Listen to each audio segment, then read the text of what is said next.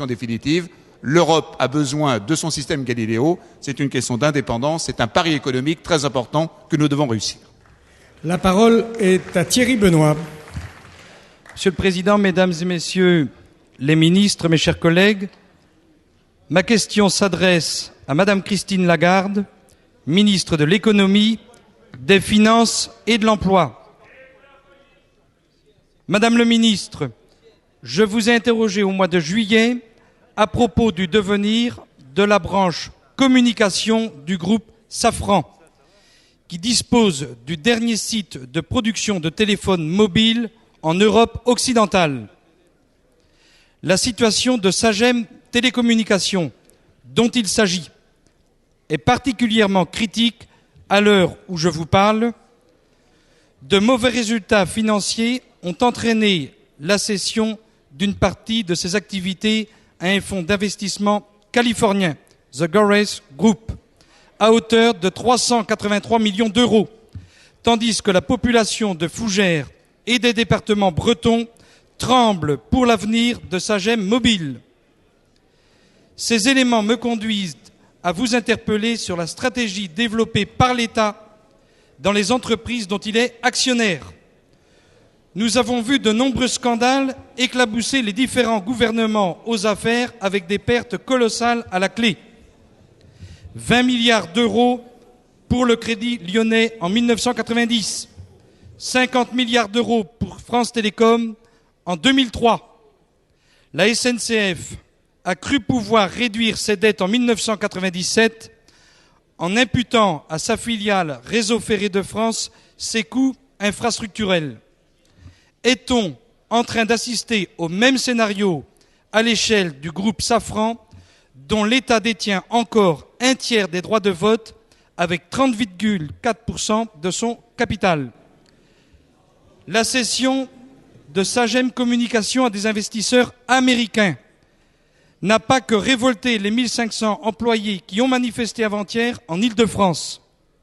Elle pose la question de la pertinence du rapprochement esquissé en 2004 entre Snecma et Sagem sous les auspices du gouvernement.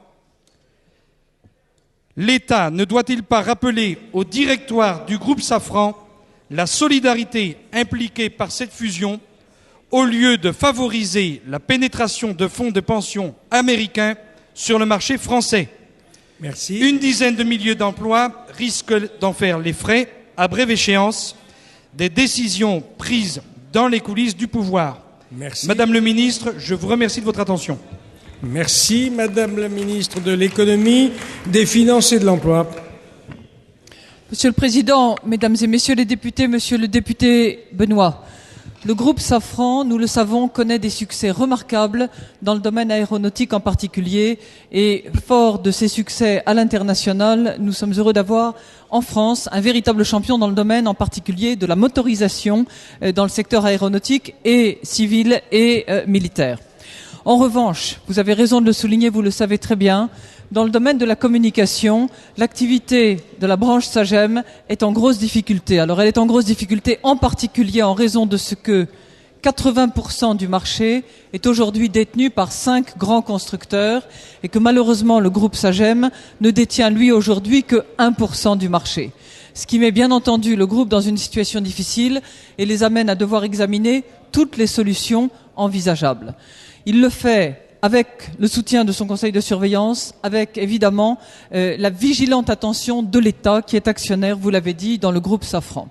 En ce qui concerne l'activité de communication haut débit, le groupe Safran a annoncé la cession de l'activité de communication haut débit dans un avenir très proche, selon une solution qui nous paraît favorable puisqu'elle vise en particulier à maintenir l'emploi et que, au sein de l'entreprise qui reprendra l'activité communication haut débit, nous retrouverons les salariés et nous retrouverons également le groupe Safran qui participera au capital de l'entreprise qui reprendra.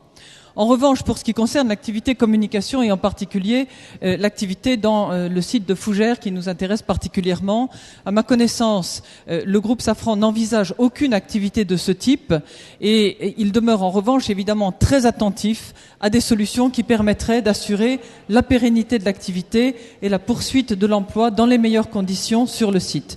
Nous continuerons à rester extrêmement attentifs à toutes les solutions qui seront proposées par le groupe, car évidemment, toute solution devra avoir comme priorité la pérennité d'activité sur site et la poursuite des emplois. Merci. La séance des questions au gouvernement est terminée. La séance est suspendue.